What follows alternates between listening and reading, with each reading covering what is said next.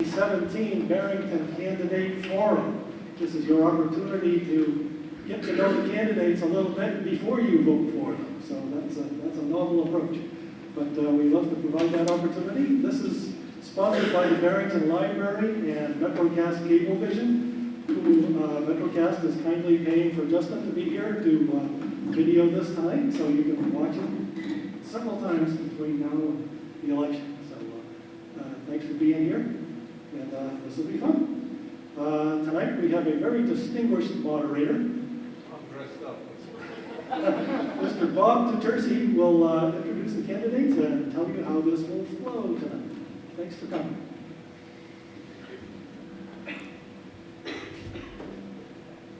The word distinguished is debatable, but we're not going to debate that. I had a series of jokes to tell, old jokes, but since I'm an old man, I'm not going to tell them because I'll forget the punchline. So we'll go right to the format for tonight. As Ron indicated, the outline is simply as this: 2-minute opening statement for each candidate here. We'll have audience questions. We have a microphone. I believe that should be live. 1 to 2 minute answers to keep it brief, and 1 minute closing statements that the candidates will have. Okay. Once again, you address all your questions to a specific candidate, and either you can be seated to take the answer or stand at the microphone. But we don't necessarily want this to be a debate, but give the candidates a chance to respond. Okay. There will be a buzzer sound if we're going by the 2-minute rule, which may go over a few seconds. And when you hear, when I give you a 30 seconds point, I'll indicate 30 seconds. That simply indicates that you have 30 seconds left for your 2-minute opening statement. All right, that's simply for the sake of being fair to everyone else. At the discretion of the moderator, I can allow you to go on to finish your thought or sentence for another 30 seconds or so. But we want to be out of here Friday before 8:30, so let's see if we can keep it brief. All right? Basically, town offices candidates, whether it be running for political offices or for a town, county, state, or national basis, it's incumbent upon the citizens of a town or that municipality to seek, to ponder, and to ask questions concerning the facts on any issue they will vote upon. This is common sense. Whether you have a small hamlet of 500 people or you have a town of 500,000 people, it's incumbent upon each citizen to find out what the facts are, not hearsay. Pursuit of truth, then, having an informed citizenry, which we have in Barrington, and a free and open exchange of ideas are all parts of the democracy. So tonight we present these local men and women who have responded to their civil duty to volunteer their time and talent to representing you in the town positions they seek. Therefore, let's begin, unfortunately, on my immediate left. Unfortunately for him, because no one wants to go first. I want to thank everybody for coming out on a hard day. Can you hear? If you can hear me back there, I'll get closer to the mic. Okay. I have a biography here that's a little bit more detailed than what I'll get into right now. I don't want to bore you with all those details, but if you're interested, please come up, take as many as you want, and hopefully you'll be interested by the time I finish speaking. In brief, I have about 35 years plus experience as an executive level IT and finance person in mostly healthcare companies all over the country, and moved basically 18 times as careers moved, and I ran out of jobs and companies closed after I worked for them. And great history and great experience to see different cultures, different cities, the way things are done differently in the rest of the country.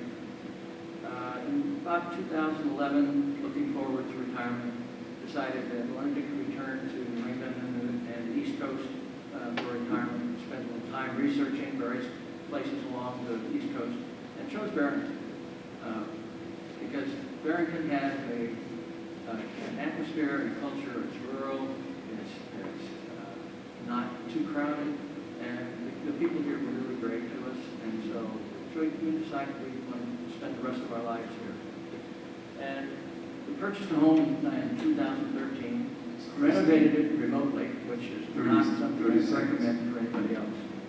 And one of the things that I wanted to do is participate with the board, participate in their meetings, became a member of the advisory budget committee, and also have participated in the selection of new software systems to help them out.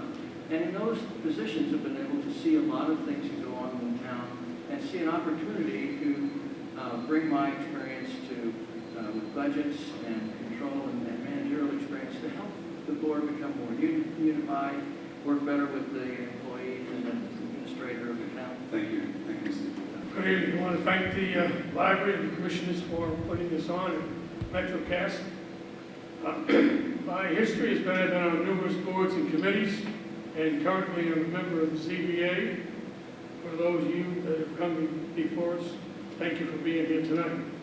My goal is to work with the other board members, the other selectmen, and to continue the financial stability the town has right now, that enjoys right now. That's one of my goals. The other one is we have several departments within the town that have done a tremendous job. First off, as I mentioned, we have administrative staff in the town hall. They take our complaints. They do a fantastic job of handling, recording everything, and ensuring that, well, maybe not this part, but they ensure we get our taxes and send us a receipt and we pay it. Next, we have the police department. I consider the police department's request. I don't know what their needs are right now currently, but I can tell you this much, with the police force we have the lowest crime rate of the surrounding towns around us. I can only praise them for the job that they are doing. And I can tell you a couple of stories where I've used the police and the people across the street having the response time is tremendous. 30 seconds. Thank you. And on the fire department, I've just asked to encourage everybody to vote for the new building the chief has requested. And secondly is the highway department. The highway department's done a fantastic job, and I hope that we continue to support their service.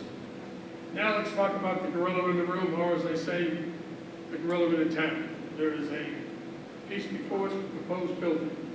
They want us to have a new town hall, new library, and a new high school. The high school, all I can do to say to you is that that's something we can just be on the committee and just work with and work forward with it. Last sentence, George. Just last sentence to summarize. Okay, just to summarize is that we need to have a tremendous design for the new town hall so we can save our money, but yet if we need to put that through, we will have a design that will be functional for all of us. And thank you very much. I look forward to receiving your vote. Thank you. So, to recognize certain people that have put a lot of time in, and we should be very, very thankful. Number one, Susan Gaudiello. She's been a selectman. She certainly is knowledgeable.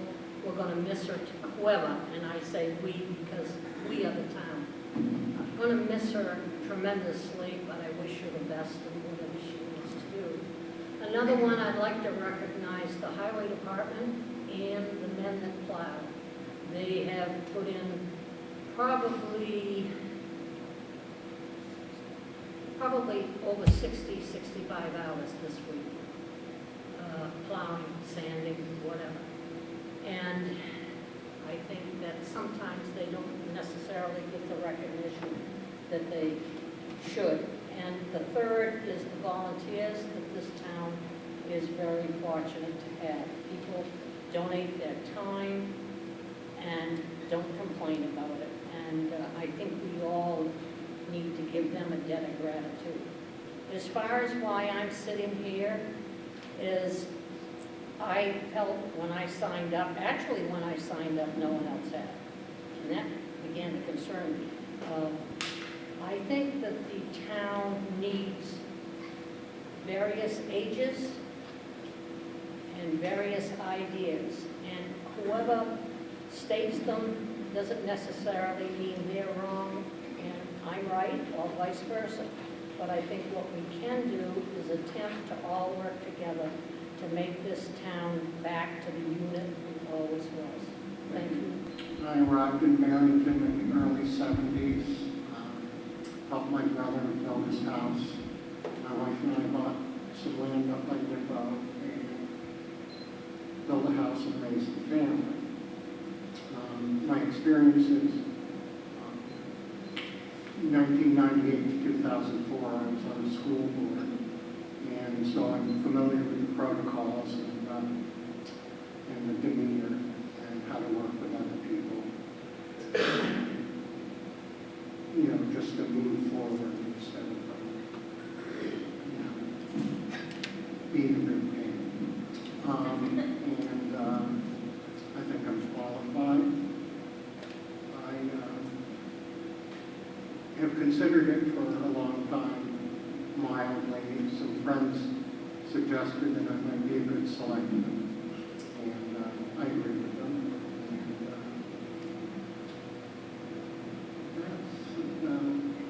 And I'd just like to give back to my town something, you know. And I'm semi-retired. I'm currently I have time and interest, and I'm capable. Thank you. Good evening. My name is Garth Svensson. For the past 3 years, I've been very pleased and honored to be your representative on the Barrington School Board. I've enjoyed my time there, and I love working for our kids and for our tax dollar as well. When I sat here 3 years ago at this thing, I said I was running because I want to keep an eye on our taxes and on our children. I have my wife Elizabeth and I, who live right on Christmas Lane, have 2 kids in the district. Young Annabelle is in the 5th grade and Elsa's in the 2nd. So any decision that I make, I take pretty personally because I know it's going to affect them. Secondly, I know that as a business owner here in town, that any decision I make is going to pretty much affect my bottom line at the end of the day. So I weigh both pretty heavily in any decision that we come to.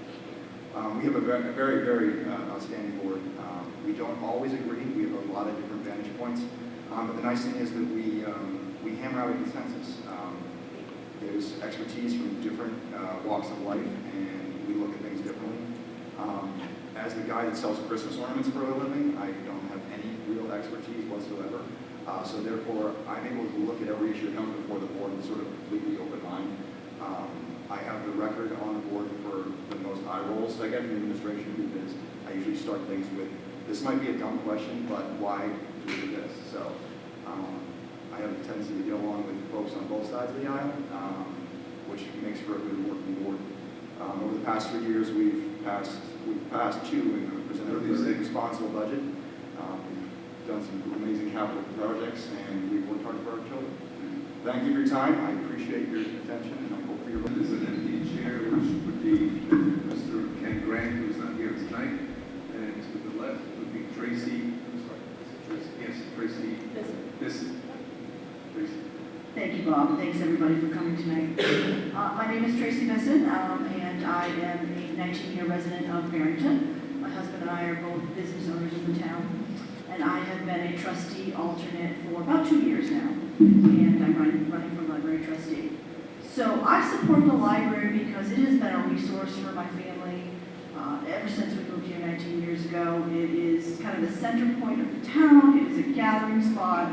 It's where I see friends, it's where I get my information, it's where I can connect with a very educated staff in regards to what's going on in the town and get any kind of resources that I need, and I've really valued that. So when I was determining what civic duty I wanted to perform in this town, I decided that being a library trustee was really a good focus for my efforts.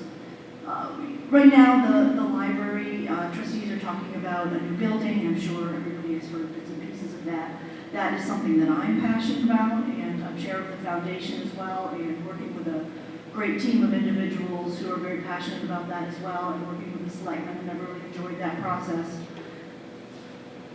In addition, I also feel that the foundation and the trustees and the friends need to do due diligence to raise funds towards that effort, which is the main reason I joined the foundation, so that I can help in that effort. So, here in the future, when it does come as a warrant item, I want the community to see that the trustees and the foundation worked really hard to help fundraise towards that effort that we all believe in. Thank you. And Lindsay Maziarz. Maziarz. Hi everyone, I'm Lindsay. I am currently a library trustee alternate on the board and have been for about 6 or 7 months. And so I'm running for a permanent 3-year position now. Service has always been a big part of my life, growing up through school, through college, and serving in AmeriCorps after the fact. My husband and I came to Barrington in 2012, and I left my position as a social worker to be a stay-at-home mom. We have 2 young children, and so coming to a new town with 2 kids and suddenly being a stay-at-home mom, I found the library to be a huge resource for our family. I think, like Tracy said, that the library is the center of our community. I enjoy seeing all the programming that we do for all ages, and I just really feel as though it's a place that I can, dig my feet into and be a positive person to help with the efforts that we have going on. So thank you. Lindsay, to your left is Patricia Gingrich. Pat? I can talk really loudly. Well, I'm a teacher, so you have to. Can everyone hear me? Yeah. Okay, good. My name is Patricia Gingrich, but most people call me Pat, and my husband calls me Patty, and so does everyone that knew me when I was little. But I do like the name, so I answer to a lot of things. I've lived in Barrington for 5 years, starting, July 1st, that will be 5 years. I was asked by a friend to run for one of the 3 trustees of the trust fund job, and it's a 3-year term. As I heard about what I would have to do as part of this office, I decided that I have some good experience for the job. I like math. I've been a science teacher, and math's been important to me. I've handled our family banking for 44 years of marriage. I was treasurer of my church in Iowa City, where I'm from, the last 38 years anyway. And I did that for 9 years. There were 150 families in that church, and I did about 80 to 100 checks a week to deposit and make sure they were recorded so the IRS could get their little donation receipt at the end of the year. I made W-2 forms out because there were 7 to 10 employees that I had to give W-2 forms for. When I lived in Iowa, I had a sewing business, and I was required to collect sales tax. 30 seconds, Pat. So I had to put quarterly statements into the state, and I know how to do that online. I know how to use a spreadsheet, and I know how to program all the little cells. And I've worked on a lot of committees, I'm including sorry, the Pat, I had to cut you off. Learning committee that I've been a part of. And I think I'm qualified for the job, and I hope for your vote in March. Thanks. Last but not least is Russ Walker. I know it's here, that's right. How about Russ Walker? These are my old joke sheets I have, I'm sorry. And you got his nickname. I want to see if the audience is paying attention. And you messed, You can strike that from we already messed up his name. I'm sorry, Rich. All right, Rick. So I'm running for the open seat on 3 years term for the cemetery trustees. I've been a resident in town way too long, I guess, but been on the trustees since 2003 when Frank Fellows, God bless his soul, decided that he had had enough and was no longer going to run, and I did, and I got elected. I'm just going to tell you a little bit of what the trustees do. Our responsibility is to oversee the town, the cemetery, and any burial grounds in town. We operate on a very small budget. The lion's share of that budget is used for the mowing and maintenance of it, so that we keep it looking nice for the residents as they drive by it and go to the cemetery and visit, spend some time with their loved ones.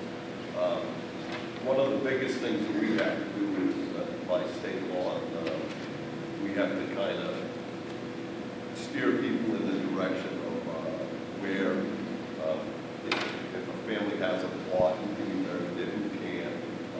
Ironically, that's one of the things that we deal with the most is sometimes this family feuds get going on and somebody doesn't 30 seconds, Ricky. somebody doesn't want somebody else buried next to grandma, or they don't want to burn the next time, or whatever. So we end up having to steer them in the direction that we need. But I appreciate the whole march. Thank you. Now everyone realizes 2 minutes. 2 minutes can be an eternity when you speak before any group. 2 minutes can be a very short period of time, as many of you have found out. So now it's your chance, the audience, to ask the candidates questions. So please, if you will, one at a time, approach the microphone if you do have a question. I'm Ken Grossman, and this is my question. I heard Garth Svensson speak about the skills that he brings to the school board, which is great, to be able to deal with people with divergent opinions and try to build consensus out of that. And so any of the folks running for select board, I'd like to hear what your skills are in that respect. You know, because you got 5 people, how are you going to help to bring them together and not have a food fight? As one part of my career, I was actually trained to be a facilitator and do management development training. And as such, learned those skills that are required to build consensus, to improve communications, to promote active listening of the parties, and to try to bring them and help bridge communication gaps that occur. One of the other experiences that I had was working with people from various nationalities as their background, where their primary language was not English. And if you try to mix Hispanics and Russians and Chinese and get something done, they don't hear the same things. Their languages are different, they translate differently in their own minds. And part of my job that I learned was I would try to form the bridge and help them say, well, that person's really not saying that. He's saying this. And to help them understand that the other person was not contradicting them, but rather just miscommunicating and misunderstanding. And I see a lot of this within our board and employees today. I think I can help contribute to bringing that unity to the group. My last 23 years, I've been that I've worked. That we retired now, close to 9 years. My 23 years, I was a facilities director. And there I was, my skills were called upon in order to mediate the difference between the different realms of a facility. Most of the time I was in education, so you would have teachers, you would have maintenance staff, you would have students, parents. And it's a skill that I really say that I did great with, because I was able to make people understand what we're doing and how things will be done. Working with the Board of Selectmen, it's going to be, at first, difficult if I am your choice. Working with them to understand each and every one of them is how they want to do things and how they plan on doing things, and be able to work with them. And I do have the skill to work with and sometimes to ignore those that I feel is necessary to. That's the reasons that I feel I can do the job. Thank you. Well, I guess my best talent, if you want to call it that, is being a good listener. You don't have to agree with me, and I respect you for it. And I hope the same goes the other way. So, like I said, anyone knows they can come and talk to me, tell me anything they want. That's where it's going to stop. And it's just, like I say, I've served on various boards since 1973. So I've been around a long time.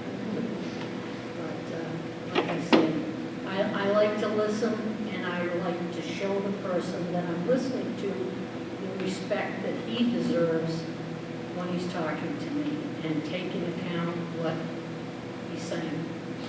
So I must say it because I always do. I'm a housewife, first and foremost. So I guess that's my...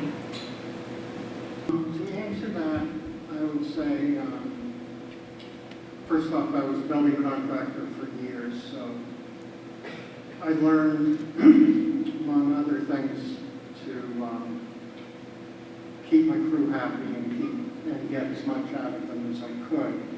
And most importantly, I would sometimes lose a bid to a friend or a client who was a friend, and just not take it personally and move forward. And on the school board I was on for 6 years, that came in very handy. That particular school board was consensus only, so the discussions could really drag out.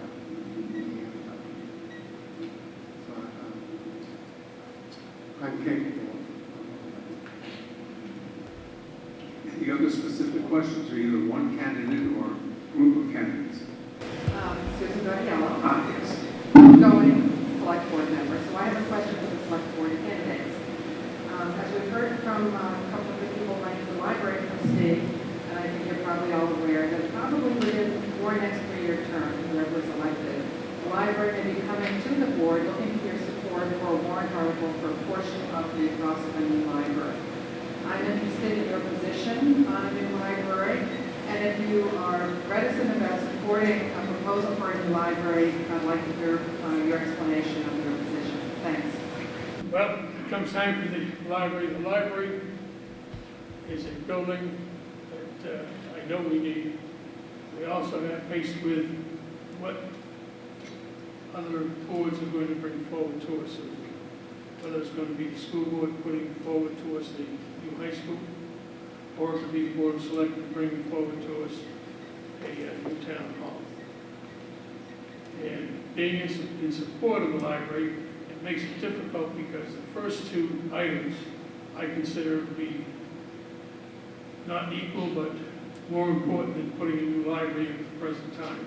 I'm not against putting a library in, but it has to take a little bit more time than the next 3 years, as you indicated. And I'm sorry for that, but I know how passionate you are, because I've worked with you before in a lot of areas of this, and I apologize to you, but that's how I feel. I'm sorry. Thank you. I have spent my time on the selectmen's board, being the selectman member to the trustees of the library.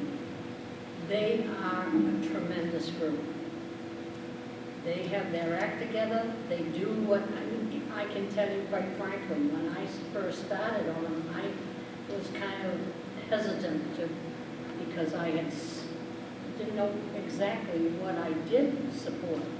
But after working with them for 5 or 6 years, I find them dedicated to what they do. They're willing to put their own bucks in. They're working on a foundation now. I think that I now can support a library, and as I say, whether it be in 3 years, 5 years, 2 years, or whatever, I think that what they've done and what they are doing shows that they are dedicated to having a library, even if it comes from funds that not necessarily are town funds. We need a new library. I'm familiar with it. I know Amy.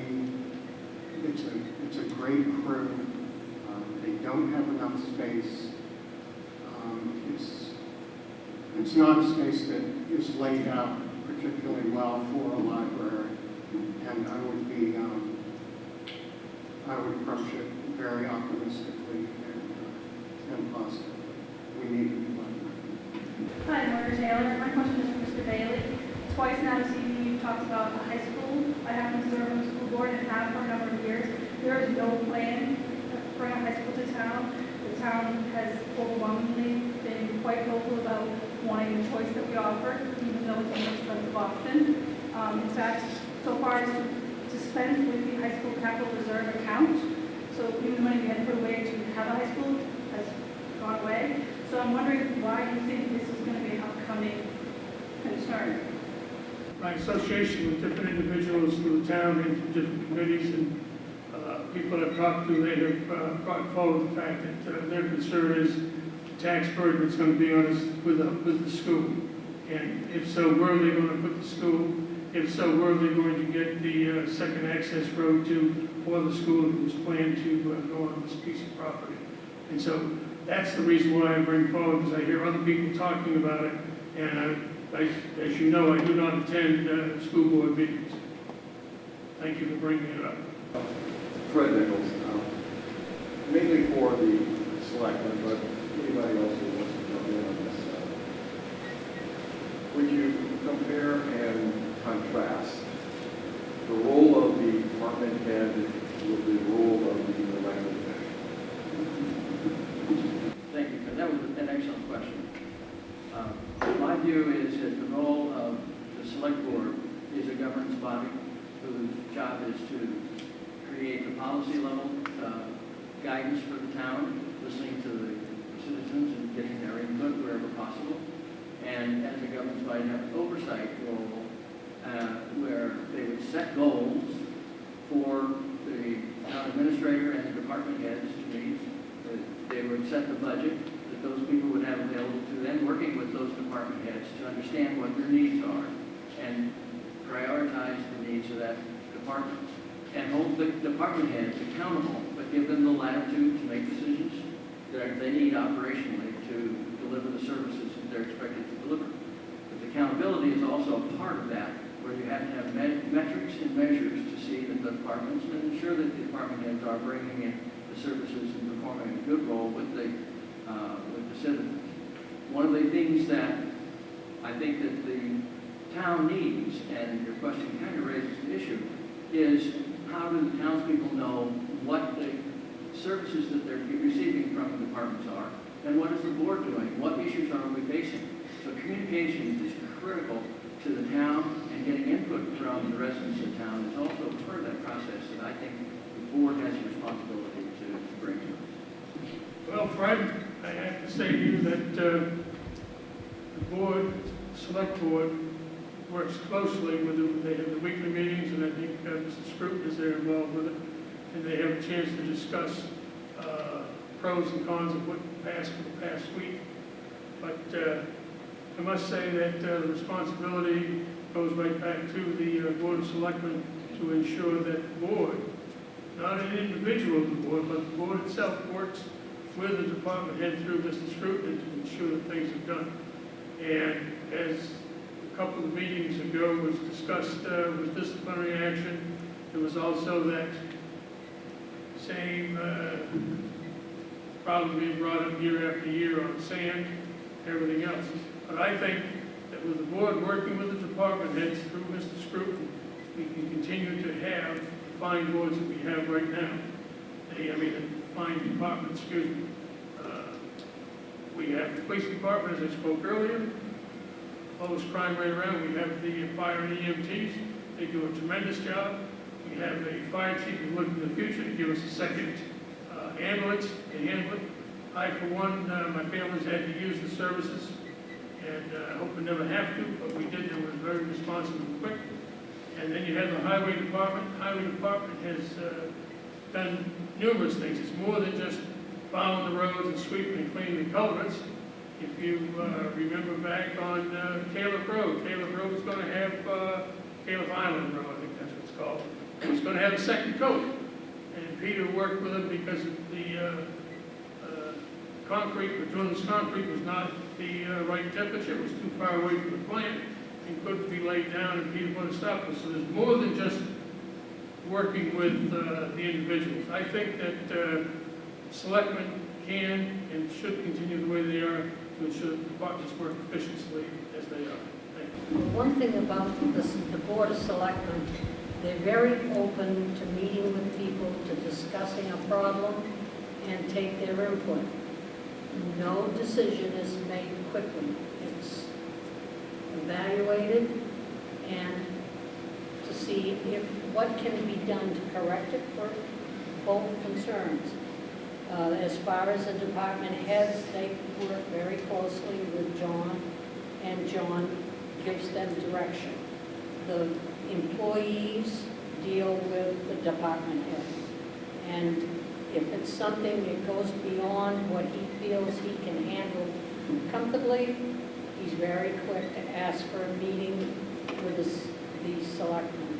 And sad to say, when I ran for selectman for the first time, I was adamant that there didn't need to be so many non-public sessions.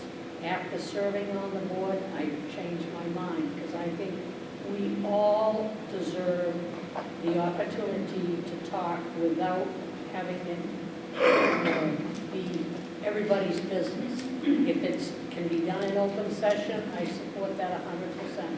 But there's a lot of things that can't be, and I think the selectmen have been very good about being available for these people. Yeah, it's about availability and communication skills.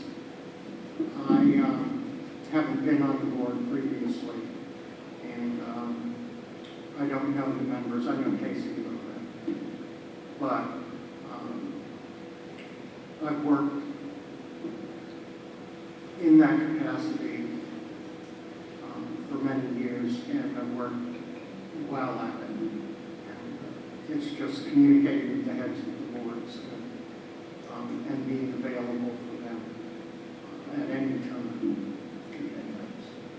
Hi, Jill Hilfiger. And I have two questions for the select board candidates regarding the recreation department. First, I was wondering what is your general opinion regarding the value of the recreation department, if any, and whether or not you think it serves an important role in our town. And the second question is if you support using taxpayer dollars to fund some of the department expenses, such as salaries for the director, assistant director, and administrative assistant, or do you think the department should be completely self-funded by user fees? I think the recreation department is very valuable. It certainly has grown far beyond what any one of us thought would happen.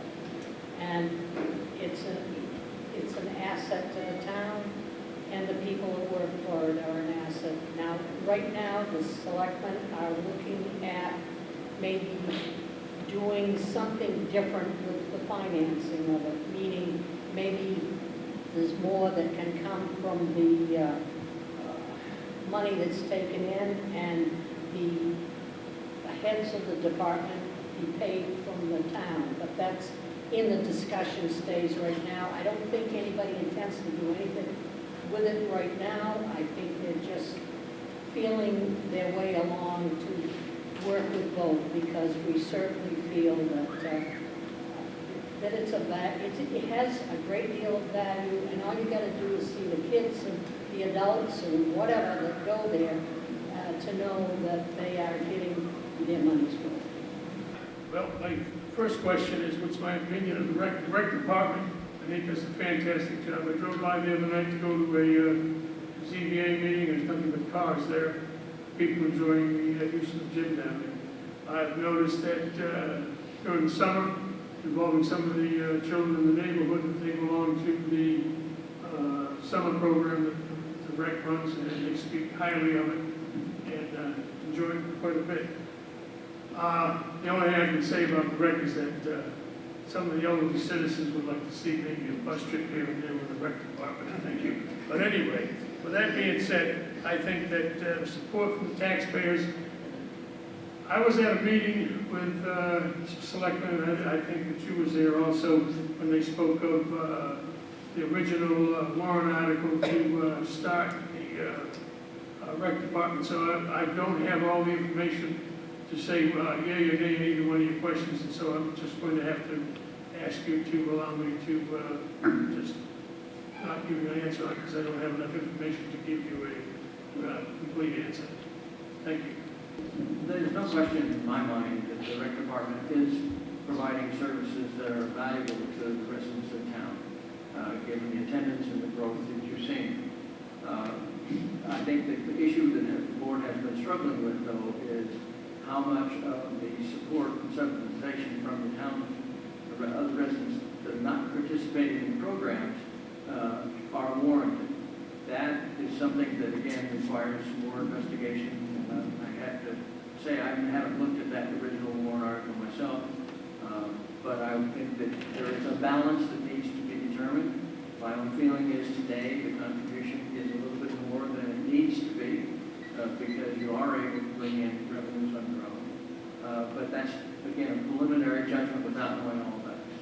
I would have to do some research on it, but I think it goes without saying that it's a really valuable asset for the community. I've seen it in action. It's been growing. And that in any community is a really important function. As far as the funding of it, I will have to come up to speed on that. Thank you. Current select board. My question is actually for Carl, since nobody is giving one. My question is geared around education. Having a newborn son or now 1-year-old son, education is obviously going to become very important here in this town. When I look at the kneecap scores for Barrington, in a way they're downright abysmal, especially when you talk about science. When you look at the science scores, only 56% of our children are proficient through 4th grade kneecap, and it drops to 14% by 8th grade.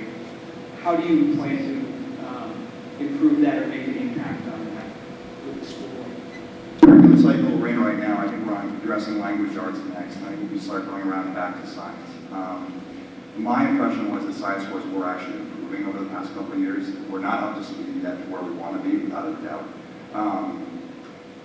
Increased attention, and then one of my goals for the next 3 years is making the school much more data-driven. One of the things we have been banding around over the past 6 months or so is the idea of implementing what we call a dashboard, which I think you were at the meeting when we talked about, and making the data that we are collecting, that you're referencing right there, more available not only to teachers but also to parents sitting at home. By doing that, what you allow to happen is you immediately have responsibility, not only to your elected officials, but right down, you can drill right down to the school level. If all of a sudden you can see, let's say I come to you and I say, hey, look, we're going to implement a brand new science curriculum, right? And it's going to fix all the problems because we've researched it and it costs this much money. It's a promise that myself as a school board member is making to you. We implement it, right? And then you can watch on the dashboard as the data is coming in and as the score is coming in. Because that is the upside of having these testings. We can look and see exactly how each grade level is doing and how each student is doing. You can hold your elected officials responsible. We, in turn, can hold the administration and the science program directly responsible. I think that's the next 3 years. We're going to see a lot more data-driven implementation. So hopefully that's helpful. Thank you. Carol Robbins, Chesley Director. I have a question for the select board members. At the deliberative session, and I apologize that I wasn't involved more in the meetings before that, but the deliberative session, there was a petition article brought up as far as getting the town's opinion on potentially firing John Scruton. There was some debate on whether there were any formal complaints against him or not or whatever, but I was just, my concern is, I know at least one member of the board was in support of that petition, and that concerns me that there could be some issues working with the town administrator if there's not support for him. And so I guess I want to get your guys' opinion on that matter and on his job performance, or whether you think you could work well with him with the job he's doing. I'm not all that familiar with the details of the underlying problems with John. I know kind of vaguely what's going on, and basically I'd have to look at it from a point of view where an administrator, how it affects the problems with them, whatever they are, whether that's something typical of a town administrator, or whether they're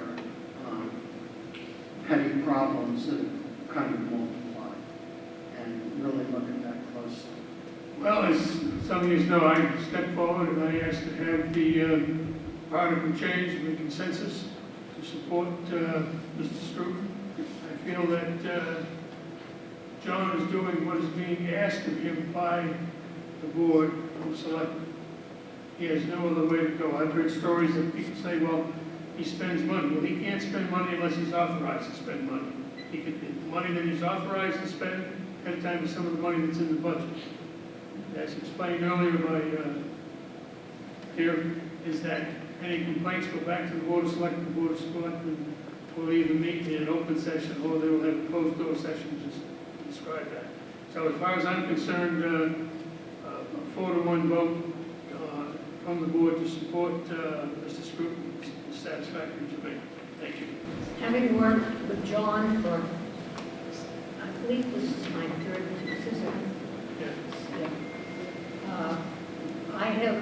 I have never received a complaint regarding John, either in writing or verbally, that a person was willing to put their name to. There's a lot of people that say, well, he said, she said, whatever, and that's okay.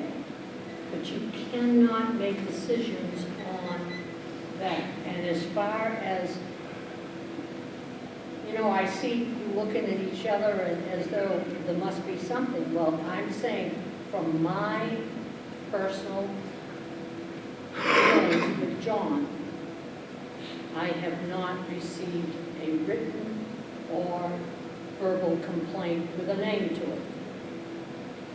So I find, well, there was an example here back, probably a month and a half ago. We had paperwork that we had to sign, and we each went in at our own individual time and signed it. So I was looking at it, and I said to John, I says, this one here, you saved $30,000 on. And the other one, it was probably 14 or whatever. And I said, how come the people in town don't ever see that? He says, because that's not the way it works. He says, that is in the process of bookkeeping and financial.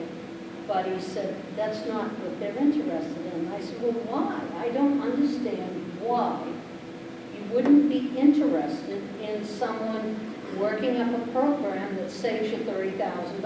I know I would. So as I say, I've never had a complaint. I've known John for a long, long time. And truthfully, there are nights I wonder how he stands it. And I said that to him, John, I don't know how you take it. He said, it goes with the job. And that's the only answer you ever get out of it. Now, what he has said to other people, I do not know. All I know is what my association with him has been.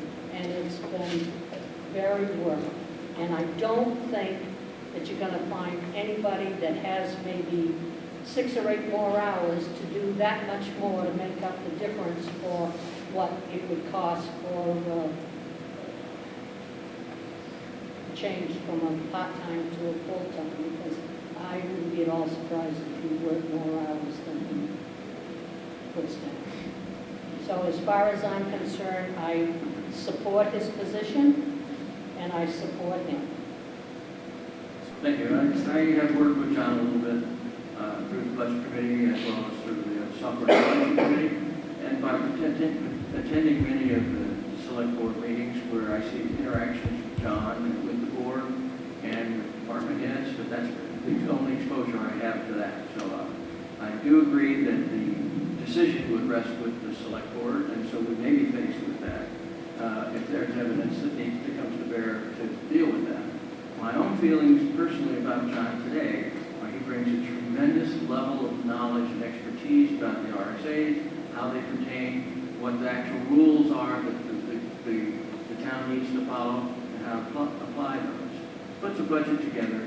And this is an area where I've watched a little bit of shade come into what he explains to the board as to what's included in the budget, how it's dealt. He's used a lot of maneuvering, and I think his own philosophy about the budget itself was, I can borrow from one line to pay something else that I think is more important where it came up. And without full explanation as to what the rationale was, and without good tracking of full expenses.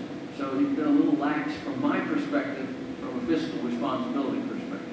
Now, is that reason for dismissal? I don't think so, but it can be approved. And one of the things that did observe with John is that the ABC made several suggestions to improve the budget process, and many of those were adopted, most of them in fact, and the process is improving. So he's open to improving what he's doing in that area, and that gives me some confidence that he can do that.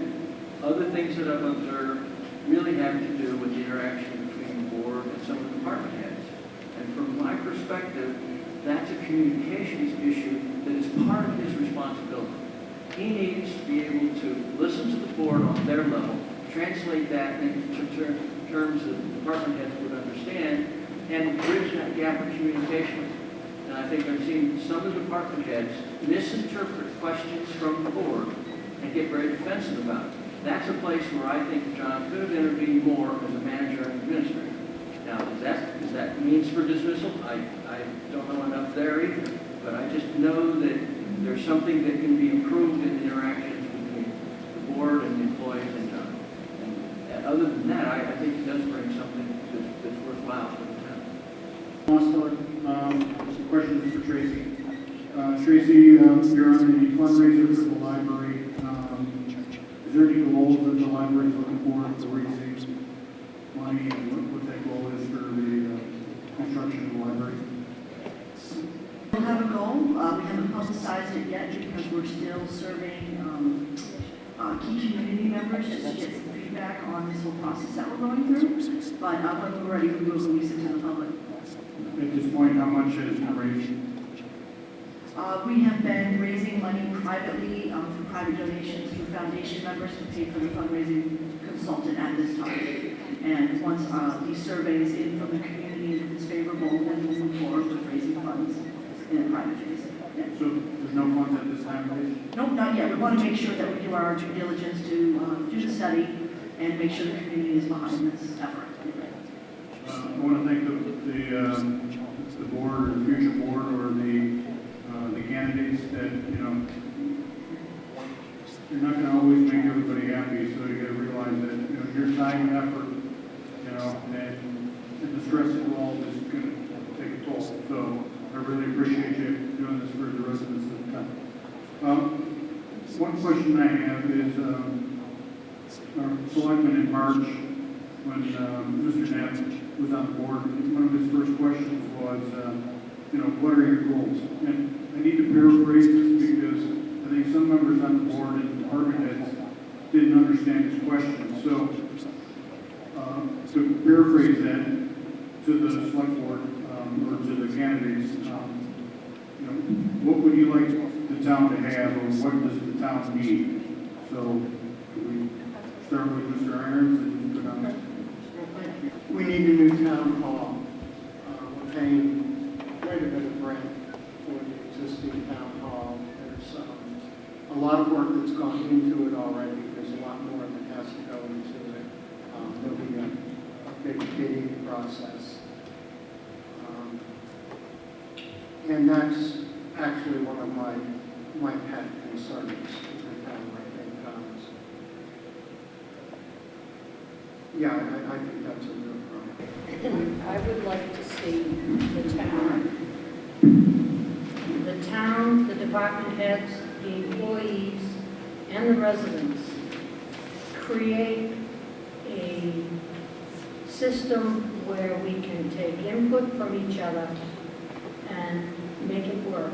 This town needs to get together to make it work. And whether that's building a town hall in the next 5 years or whatever, or a library in 5 years, that's to be decided. But I do think that we need to attempt to work together to create the town for everybody, not just selected few or the complainers, for everybody. Because we all have a right to our own opinion, and we all deserve the right to be able to say it and have somebody listen. They may walk away and laugh at you when you leave, but at least you have the opportunity to talk to them. And I have found the board willing to work with people. And we don't always agree. And it's always been my opinion, you know, I hear people say, including the board members, oh, I want to see this be 5-0. Well, if you get 5-0 on everything you vote on, then you're not representing 9,000 people. Because they do not always agree, and in my opinion, it's good when you've got a difference of opinion, because that's what it's all about. Well, there was two issues brought up by the board. The first issue that I'm going to speak to is the new town hall. As everybody knows, we're paying rent on a building. The prior board raised the other building they had for school, and the property now is laying dormant. What I would like to see and work with the other board members on this, one of the goals is that if a new design is ever brought forward for that building, the building design will be such that it will meet the needs of everybody that works there, and also for the individuals in the public sector that might be to use it, such as a meeting area, or if that should be part of the design. Also, the safety part of the building has to be there, but it has to be something we're going to use 12 months out of the year. Not something that we're going to have a porch on the backside or a little sitting room on the outside. You know, it's something we have to use. We have to be very cautious what we ask the taxpayers to pay for.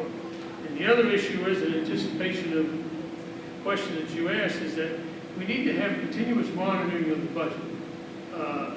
I think that Mr. Scruton should have a meeting with the selectmen at which times he discuss any line item transfers that he has. And a limit should be set on the line item transfers from one part of the budget to the other part of the budget to help cover a deficit or to turn around and make it possible to buy something. I think that if the selectman were to set a line item transfer amount, and then he would follow that, and the board of selectmen would have control. It would be out in the public of those that either attend the meeting or those that watch Channel 26, something like that. They can turn around and sit at home and have take notes, and then turn around and correspond with the board or telephone. So that's how I look at it. And also what I would bring up with the board members is the way to take care of some of the town properties. And we should turn around and look at selling those properties. I don't know what the list is now. I know at one time there was a considerable amount of people there. Sell the properties, and those individuals that buy them, now it becomes a taxable piece of property, and the taxes are paid to the town. So that's some of the goals that I look at, and some of the things I think we can look at to come forward and have a better understanding of where the money's coming from and going. Thank you. Continue. Just want the audience to know, the audience, of course, at home to know, aside from the 2-minute ruling, in the form of question and answer, many times you as a citizen finds out more by the answer than you do by the resume that's patently given. So I've relaxed my rule of 2 minutes and let them run on so you can get a full understanding of what's going on. Now I can sit. Thank you. Yeah, go back to the question related to how do we improve the unity in the town, and also do we need a town hall. One of the things that happened during the election and the residents' vote on town hall was, I don't think that the information that was presented in a way that made people comfortable that it was the most cost-effective approach to providing the services that are needed in the town. There were surveys done within the town that said, do we need more space? What kind of space do we need? I think they did a thorough job in defining what that function was. I don't think all that was communicated effectively to the residents. The residents voted based on the information they had. So one of the things that I think the board needs to do, along with everybody else putting a proposal for a town hall together, is to be more diligent in making sure that the business case is made and has good, sound foundation under it. That brings up the other issue that I think that the town and the select board needs to focus on, and that's again the communication. There needs to be a better way. Residents can't come to the board meetings. They have family obligations. They have other things, so they don't know exactly which issues are coming up that are be important to them. There needs to be a better way to communicate what's going to be discussed and decided at each board meeting, so that when there is an item of interest that can come, there are other technological means to communicate to those residents and get their input as well. And I think the board needs to come up with mechanisms for doing that. I would love to contribute to the board to help them do that. We're trying to do that as some of the candidates you see here, putting up a blog and a forum so that people can interact and let us know what you want the town to do. Hi, thank you all for coming out here tonight and throwing your hat in the ring for town service. It's our new job, but so there's been discussion on the town hall that's come back up again. Seems like it's been a dormant conversation amongst the board for the past years. In fact, as a library trustee, we were told that previous plans for the town hall could in fact be used in the actual site for the proposed town hall. Could be used for a library. So we've actually begun to try and plan out what that would look like using those existing plans. So we would have to redesign a whole new building. Or we can start with the plans that have already been made for a town hall. So given that situation of the voters turning down the previous plans for the town hall, and the library being given the permission to use that lot and use that site for a library, and some of you all have a position in the town hall priority. How do you see moving forward with that, with those plans? For example, did my question make sense? No, I was just flabbergasted by you said that the selectmen had given the old, how did I write that down? Excuse me. See, Yeah. The old plot was given to the library as a possible, as a site for them to build a building. That they voted on that. I wasn't aware of that, and I think you bring it up. As far as the town hall goes, I know we have several. Yeah, so the library would be closer to the school, but still on that dirt section right near where the playground is. And the town hall would be kind of further down towards the intersection of Ramsdale and Route 9. As a member of the ZBA, I'm not going to comment on it because it might have to come before the ZBA if I'm not a select person. So setbacks and everything else come in, so I'm not going to answer that. I'm sorry. Well, I think it's important for everybody to recognize that the site would be for both a library and a town hall.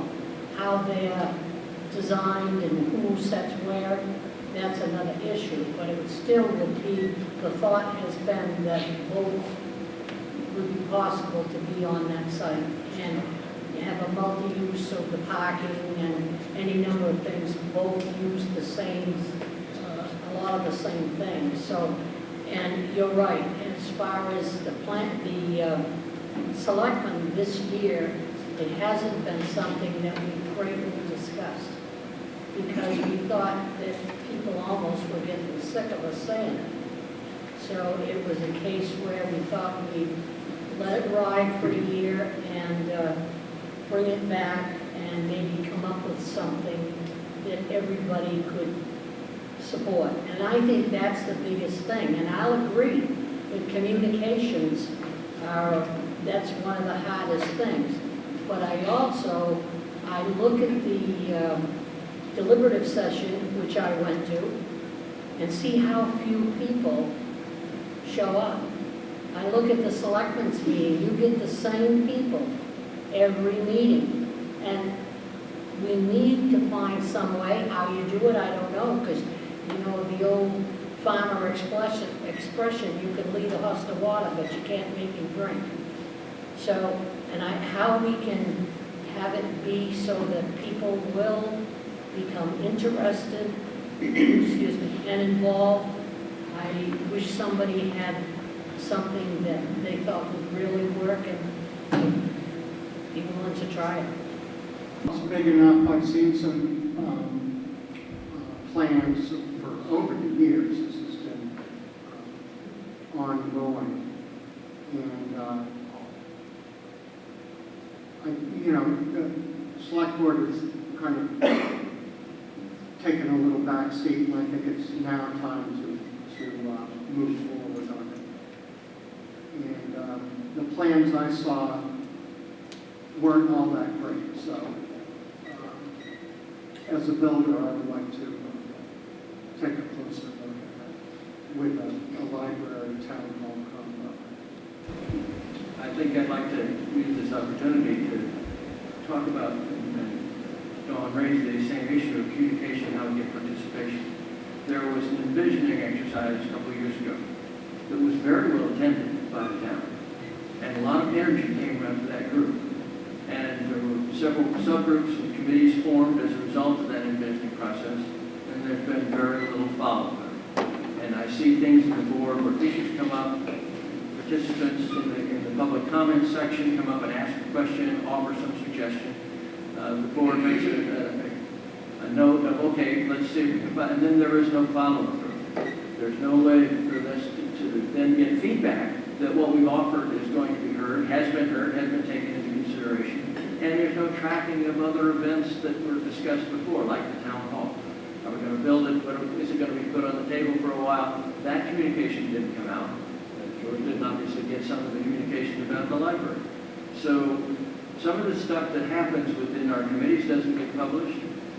We have a capital improvement plan that's percolating around, and I haven't seen it, and I don't know where I can find it.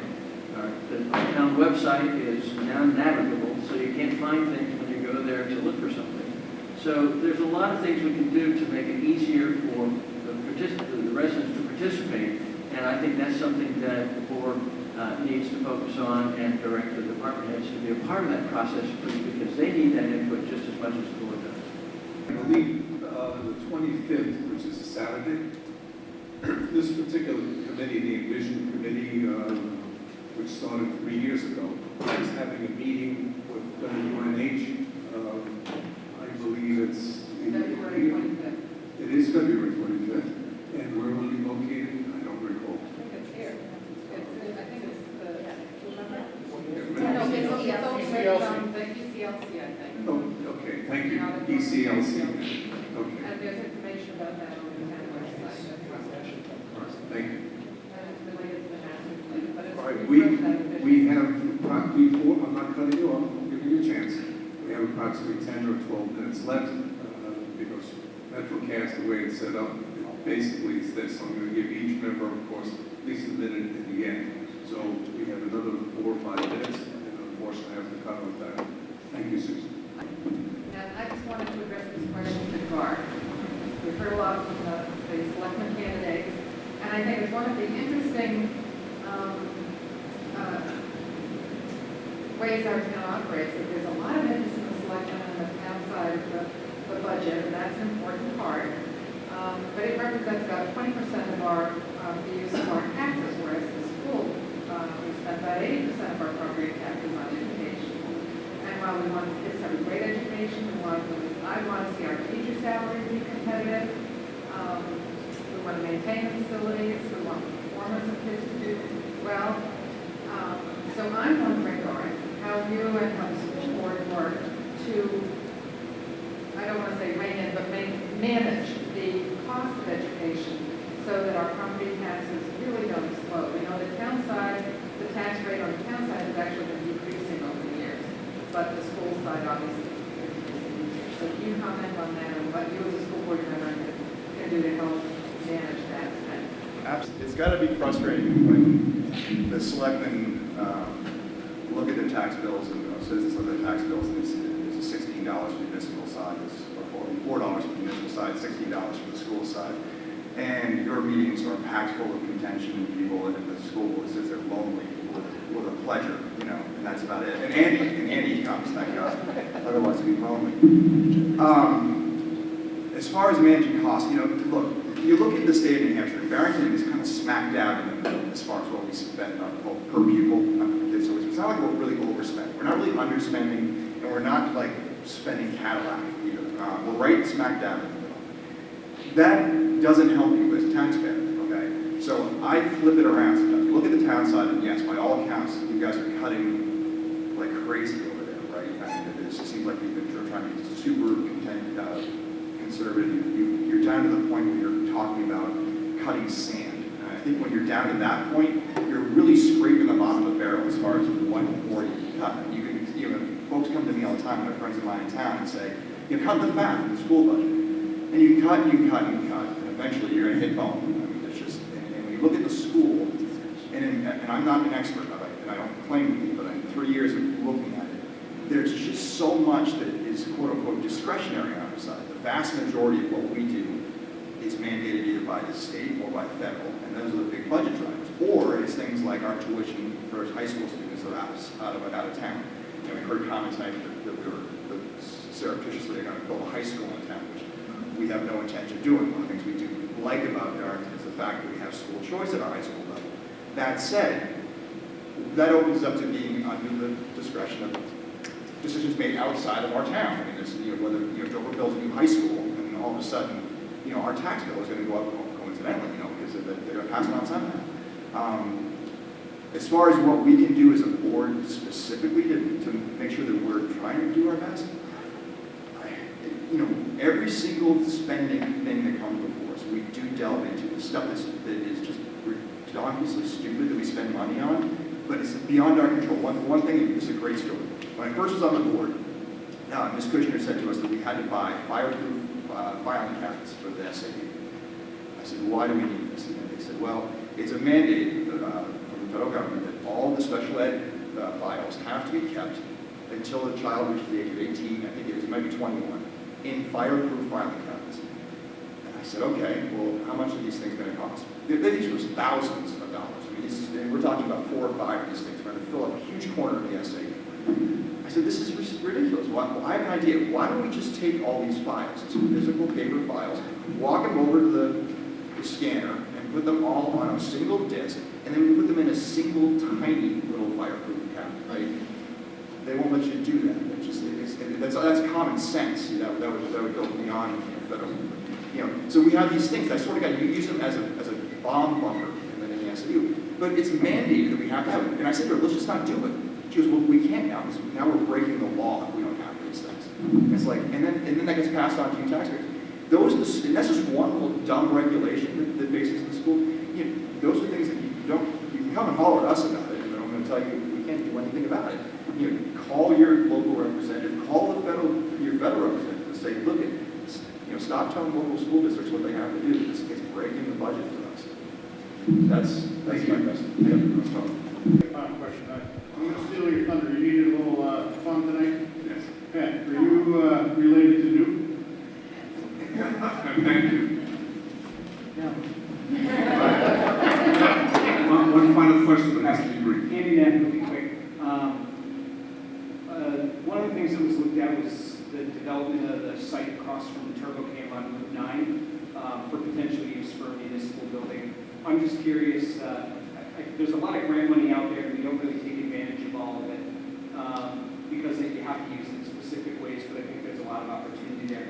What is the library's position on maybe a joint library town hall where it's just one building but two functional entities? I know that we have discussed it. We're not in favor of it for a number of reasons. I think it would take too long to get into it here. I know that there is some discussion in the community because in a lot of ways it makes sense.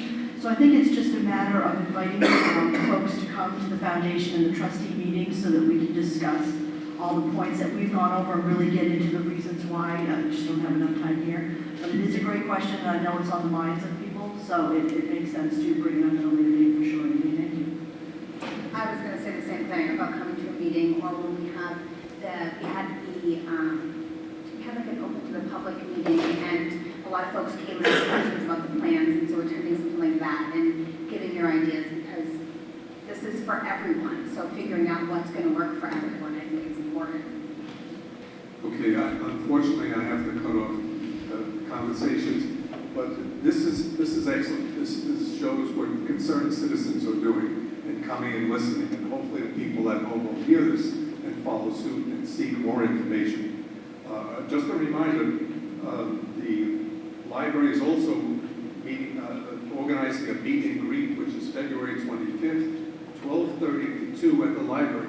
So any candidate who's running, please, by all means, do go there. And people who are invited at home, of course, go to the library, meet and greet, and have refreshments or whatever, and have one-on-one conversations with the candidates. All right, with that, minute or less, unless, Rick, you don't want to speak, you don't have to. 8 passes, that's one less. All right, we're going to start once again. I wanted to say that my career experience is something that would help me facilitate a lot of these questions. One of the things that we've done, and I've done many times, is master plans. I've done strategic planning. I've done cost-benefit analyses, major project implementations. And one of the things that we need to do is to exercise some prioritization. And in order to get there, there are methodologies of greenlighting and working with groups that will, that will enable us as a group to prioritize and help communicate to the town and to get their input as to which of those priority things that they can, so that we can't do them all at once. There's too many demands that we've talked about tonight. Let's prioritize them and take them one by one and start making things happen. Thank you. As everybody noticed here tonight, I was almost embarrassed, but slightly embarrassed about the fact about the high school. And I want to thank those that made the correction. It just gives us a classic example of what was being said here tonight, is that we need to improve our communications. And for me, that's saying an awful lot. We need to look at what we have, what we post, and how we can turn around and communicate to everybody. We need to be able to use, Facebook more often. We need to get our information out there. And I ask that you consider the comments I made tonight, and please vote. And if you do vote, bring your friends with you and family. Thank you. I think that one of the most important things, and I think that others say the same thing, communications are something that we all need to work on. Now, maybe this meeting on the 25th at the Vision, maybe we can have some questions for them. Maybe they can give us some ideas of how to make it work. Because that's one of the biggest problems, I think, with all of us, is that the communications just don't seem to get. Thank you all for coming. For me, this is mostly orientation. Having not been on the board previously, I've learned a lot. That's it. Thank you all for coming tonight, and thank you all for watching this at home. It's important that we all participate in our government and take all of us to task for what it is we say and what it is we do. I ask for your vote again respectfully. It's been an honor to serve you guys for 3 years. People come to me and say, thank you for doing it. Don't thank me, I actually enjoyed it. It's a good time. So. I just want to echo something that Dawn said earlier about the library trustees. We've been a great group of people to work with. I feel fortunate to call them my friends. They're dedicated, as is Amy and the staff at the library. Also, this is a library. We want to build a library for the community, and we want the feedback from individuals in the community. Come to our meetings, as we said. Give us your thoughts, give us your feedback, so that we can build a library that would fit everybody's needs. And just know that we're approachable. Appreciate everybody coming out tonight, and get out to vote. And I just want to say that like I said earlier, I've been on the trustees as an alternate for a few months, so I'm still new to the situation, but I've really enjoyed my time and excited to continue to serve our town. As you say in New England, I think I'm all set. Once again, thank you, candidates. Thank you, library. Thank you, Ron St. Jean, for organizing this. And once again, please mark your calendar to the 25th for a meet and greet at the library. And I believe the vision is in the morning, which will be ECLC. Thank you once again.